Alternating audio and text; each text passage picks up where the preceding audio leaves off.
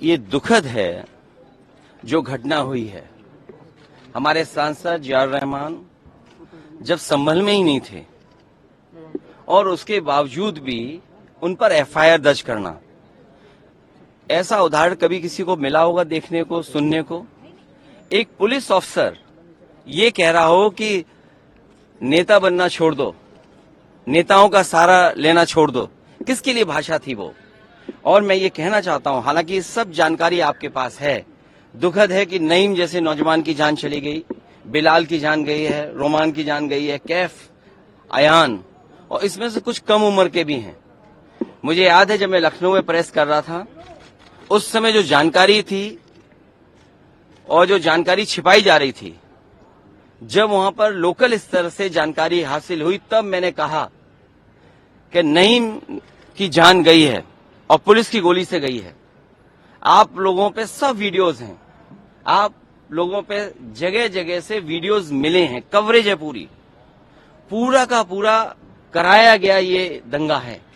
और किसने कराया? सरकार ने कराया, क्योंकि सरकार जो बेईमानी कर रही थी, सरकार जिसने वोट लूटा, सरकार ने जिसने मशीन पर ईवीएम की बटन बार बार पुलिस से दबाई, प्राइवेट ड्रेस में पुलिस लगाई, उस चुनाव में इनकी धांधली, इनकी चोरी न पकड़ी है, इसलिए जानबूझ करके संभल में घटना कराई है। और मैं पढ़ना चाहता हूं, संभल की शाही जामा मस्जिद के खिलाफ 19/11/2024 को सिविल जज चंदौसी संभल में एक याचिका डाली गई। कोर्ट ने दूसरे पक्ष की सुने बगैर उसी दिन 19/11/2024 को सर्वे के आदेश दे दिए। ताज्जुब तो इस बात का है कि ऑर्डर मिलने के बाद ही संभल के जिलाधिकारी, संभल के पुलिस अधीक्षक आदेश को पढ़े बगैर 2 घंटे बाद ही सर्वे के लिए पुलिस बल के साथ शाही जामा मस्जिद पहुंच गए। जामा मस्जिद की कमेटी, जनप्रतिनिधि, उलेमा इकराम, सभी अधिवक्ताओं ने सहयोग दिया। जिस समय पहली बार सर्वे हुआ है और कोर्ट के आदेश के बाद पूरा का पूरा सहयोग, जो भी वहां जिम्मेदार लोग थे, जो भी जिम्मेदार वहां पर मौके पे थे, सबने सहयोग किया। जिलाधिकारी संभल और पुलिस अधीक्षक संभल ने 2.5 घंटे सर्वे के बाद कहा, अब सर्वे पूरा हो चुका है और अब रिपोर्ट कोर्ट को भेज दी जाएगी। दिनांक 22/11/2024 फ्राइडे को जुम्मे की नमाज के लिए लोग नमाज अदा करने के लिए जामा मस्जिद पहुंचे, लेकिन पुलिस प्रशासन ने बैरिकेडिंग लगा दी ताकि लोग नमाज न पढ़ सकें। उसके बाद भी लोगों ने संयम बरता, नमाज अदा की और किसी प्रकार का विरोध प्रदर्शन नहीं हुआ, किसी तरह की विरोध नहीं हुआ। 29 तारीख को कोर्ट की अगली तारीख तय थी। शाही जामा मस्जिद की कमेटी और मुस्लिम समाज के सभी लोग कोर्ट के केस की पैरवी के लिए तैयारी कर रहे थे, परंतु दिनांक 23 तारीख को रात पुलिस प्रशासन द्वारा कहा गया कि 24 तारीख को यानी अगले दिन सुबह को दोबारा सर्वे किया जाएगा। आखिरकार पहले एक बार सर्वे हो गया। ये आदेश पुलिस प्रशासन को किसने दिया कि दोबारा सर्वे आपका होगा?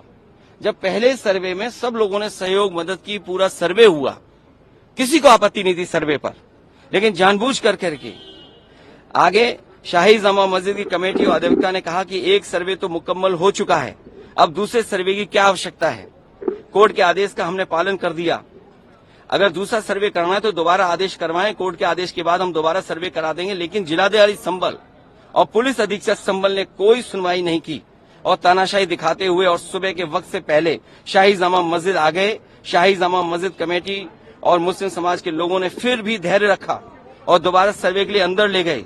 सर्वे के दौरान करीब 1.5 घंटा बाद जब जनता को सूचना मिली तो वो इकट्ठा होना शुरू हो गए। लोगों ने सर्वे का कारण जानना चाहा तो सर्कल ऑफिसर ने उनके साथ गाली गलौज की और लाठीचार्ज करवा दिया, बुरी तरह से जख्मी कर दिया।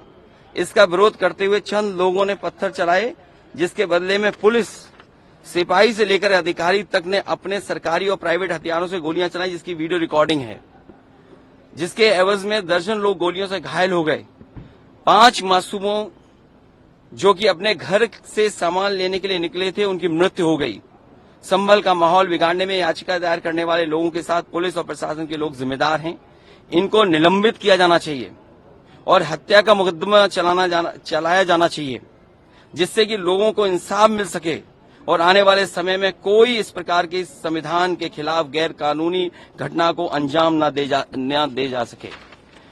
और बीजेपी के लोग ये कह रहे हैं कि संभल को बांग्लादेश बनाना चाह रहे हैं। देखिए, अगर आप बीजेपी की बात मानोगे तो गड्ढे में गिरोगे, जाके बीजेपी की बात मानोगे तो खाई में गिरोगे।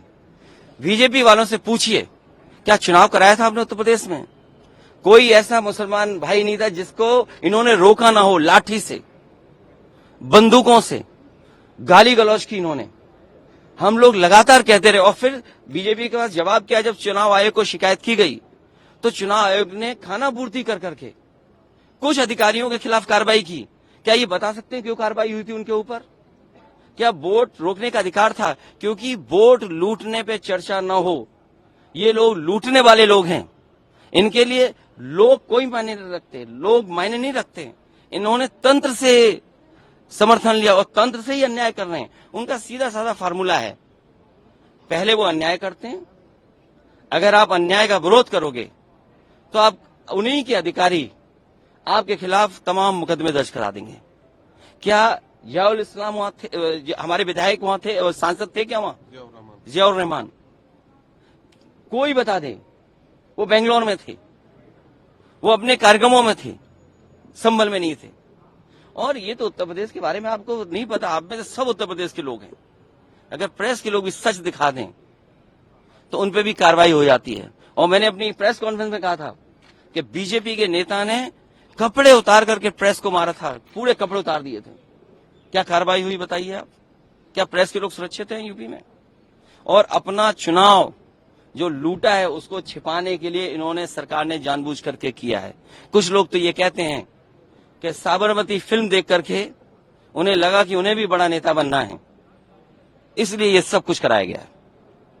सदन में इसको उठाएंगे। मैं, हमारे सभी सांसद और तमाम विपक्ष के लोग इस सवाल को उठाना चाहते थे, लेकिन सदन में नहीं उठने का मौका दिया। कल भी नहीं मिलने का मौका, जब मिलेगा तब ये सवाल उठाया जाएगा और हमारा डेलीगेशन भी जाएगा। वहां के लोगों के दुख दर्द परेशानी, और फिर सरकार के हाथ में सब कुछ है। अज्ञात में नाम डाल दिए। मैं आपको याद दिलाना चाहता हूं, कानपुर में जब दंगा हुआ था, अज्ञात में नाम लिख करके बड़े पैमाने पर पुलिस ने अन्याय किया था। पुलिस ने लूटा था पैसा और पुलिस अधिकारी को उन्हें हटाना पड़ा था, और यही आरोप था उन पर कि उन्होंने पैसा ज्यादा लूट लिया। अब बोल दिया, इसके बाद क्या बोलेंगे? लोगों ने वोट नहीं डाला, तंत्र से ही उन्होंने वोट डाल दिया और तंत्र से ही रिकॉर्ड बना करके जीत हासिल कर ली। आज आप लोग इस मामले को लेकर आदित्यनाथ जी की तरफ इशारा है आपका? साबरमती सरकार करा रही है। और आपको बहराइच का नहीं पता, उन्हीं के विधायक ने बीजेपी के अपने कैडर के ऊपर एफआईआर लगाई, और एफआईआर में देखिए धाराएं क्या लगी हैं। जब बीजेपी का विधायक कह रहा है, बीजेपी के कार्यकर्ता नेताओं पे आरोप लगा रहा, और बाकायदा पीस कमेटियां बनती हैं, बाकायदा चीजें बातचीत से हल होती हैं। क्या जिलाधिकारी कप्तान ने कोई बातचीत की?